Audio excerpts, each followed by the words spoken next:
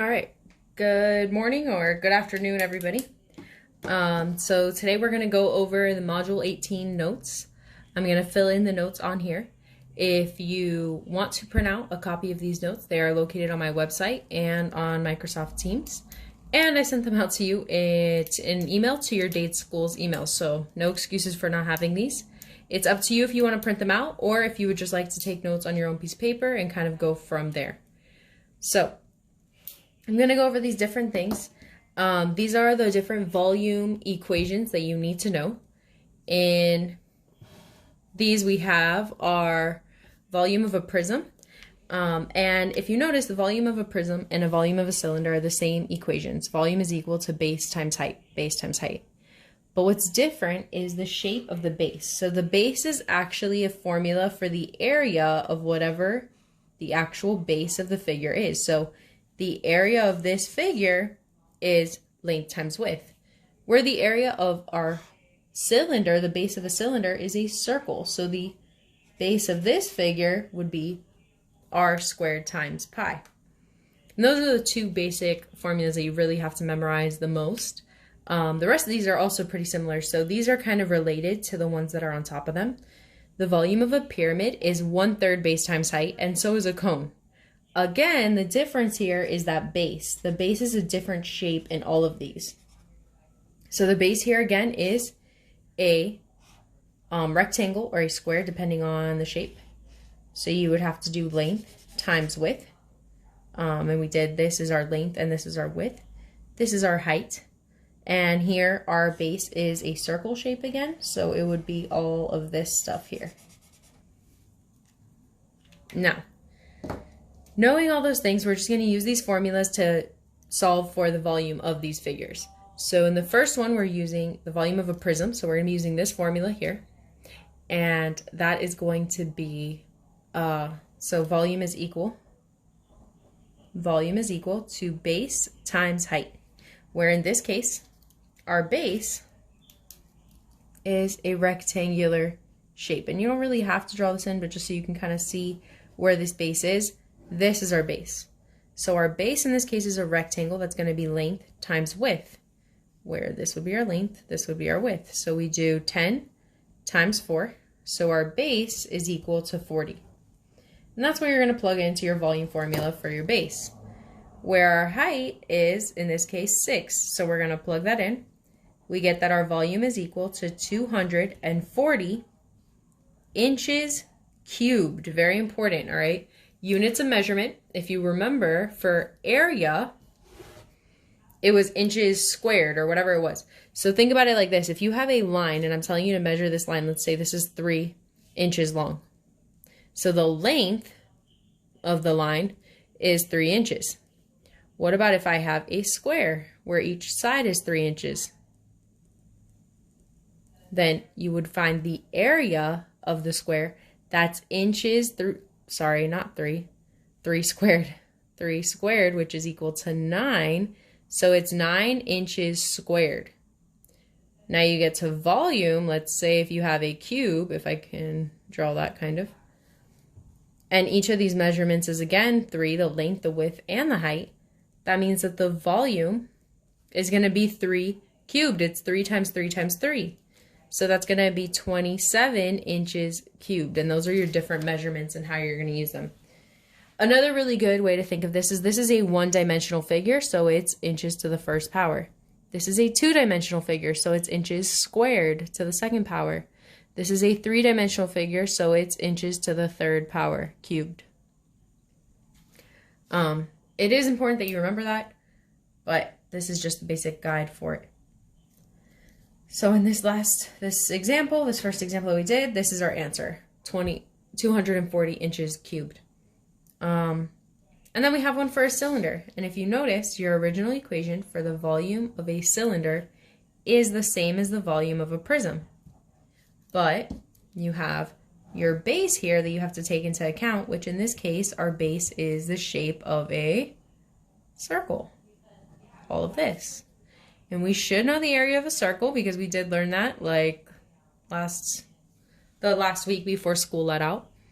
So this is pi r squared. We are going to leave this in terms of pi. So if you want to make a little note of that somewhere.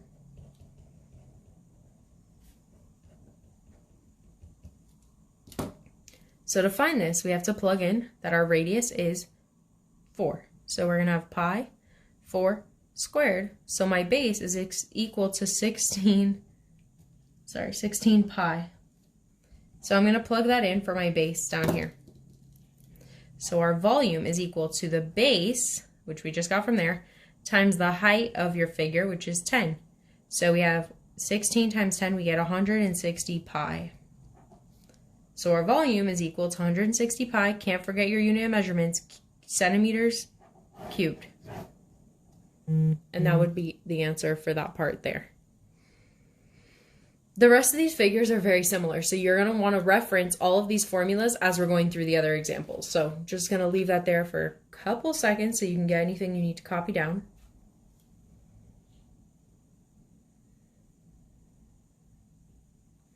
All right, and we're going to go on to the next page. Remember, you can always pause this video if you found that you did not get that last piece of info, and you can reference it later on, or you could rewind, whatever you need to do. So looking at this next page, we are going to be using this first example. This is a pyramid, and that's actually a really good thing to write down so you know which shapes we're using. I think I just spelled that wrong. No, that's right. Okay, so a pyramid was, looking at our formulas from here, we're doing 1/3 base times height, again using our base formula as length times width because it's a rectangular shape. So in this case, our volume formula is 1/3 base times height. Without even doing anything, you can actually even write this, and it's a lot easier for some of you to write it as base times height over 3.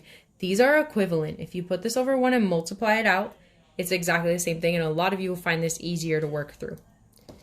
With that taken into account, we still have to find the area of our base. Our base is length times width.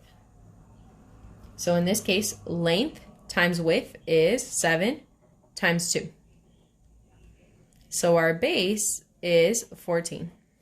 And that's the number that we're going to plug in for B.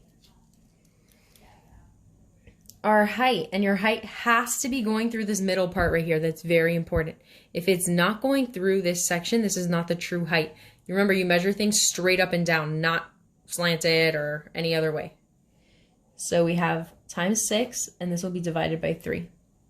So you can take out your calculator, whatever you need to do here. So I'm off the screen, I'm doing 14 times 6. And that's going to give us 84. And we have 84 divided by 3. So if you do 84 divided by 3, we're going to get 28.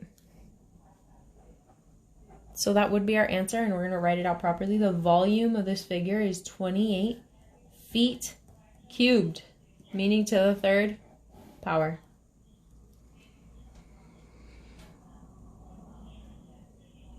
All right.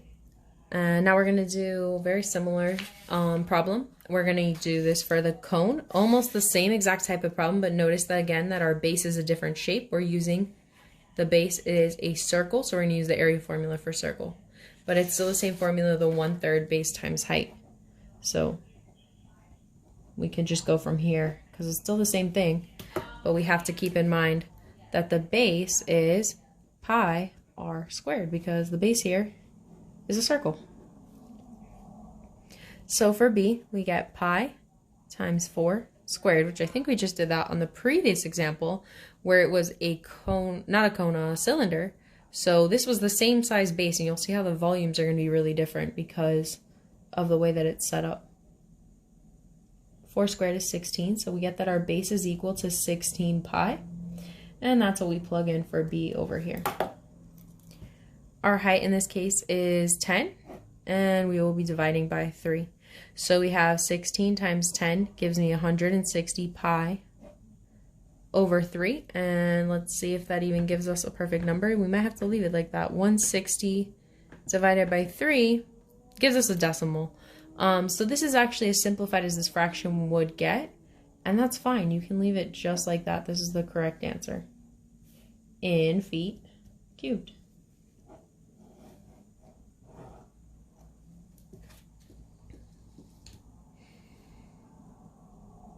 All right, and so the last example I'm going to do in this video is going to be number 5, and that's to find the volume of a sphere. Now, even though this formula looks like probably one of the more complicated ones, it's going to be the volume of a sphere. It's 4/3 times r to the third power times pi. It's actually the easiest formula to use, and that's because you only have one thing to plug in. All of these other ones you had 2 or even 3 different measurements to plug in. So we're going to use that formula from that page. 4/3 r to the third power times pi. We are going to leave this in terms of pi. So knowing that r is not 3, 6. R is 6, so we're going to plug that in. We have v is equal to 4/3 times 6 to the third power, and we are going to leave it in terms of pi. So we do 6 to the third power. That's 6 times 6 times 6. Which gives us 216. So that means that we have 4/3 times 216 pi. So you can multiply that, or you could divide it from the beginning now. However you want to do it, it's the same thing as saying 4 times 216 pi over 3. So we would have, I'm going to do 216 times 4, which gives us 864 pi over 3. So when I divide that by 3, we are going to get a perfect number. So there's no decimal. That's really nice. That means that our volume is 288 pi centimeters cubed. Okay, so that's the basics of the notes for volume for Module 18. These are some a little bit more complicated examples. They combine the volumes of multiple figures, and I'm going to do that in a second video, so stay tuned for that. This one will be labeled part 1, and the next one will be labeled part 2. So thank you for watching.